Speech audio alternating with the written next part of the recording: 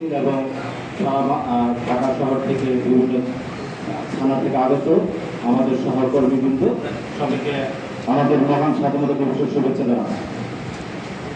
আমাদের 1971 সালে যে স্বাধীনতা পেয়েছিলাম, আমাদের স্বাধীনতার উদ্দেশ্য কি ছিল? যে মানুষ স্বাধীনভাবে বসবাস করবে, তার ন্যায্য অধিকার পাবে, ঠিক না ভাই? আমরা এটা কিন্তু পাইনি।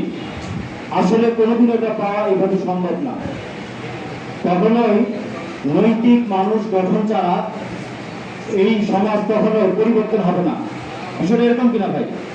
এই জন্য আমাদের যুবকদেরকে ইসলামী আন্দোলন এবং যুব আন্দোলনের এই ব্যানারে আমাদের প্রিয় আমির মহোদয়ের মাধ্যমে সারা বাংলাদেশে নৈতিক সমাজ বিনির্মাণে আমাদেরকে সুসংগঠিত হয়ে এই নৈতিক সমাজ বিনির্মাণ করার জন্য যেই পরিমাণ যুবকদেরকে এনগেজ করে তাদেরকে নিয়ে কাজ করতে হবে, সেইভাবে আমাদেরকে কাজে এগিয়ে যেতে হবে। তবে আমরা স্বাধীনতা সেই সুফল পাবো।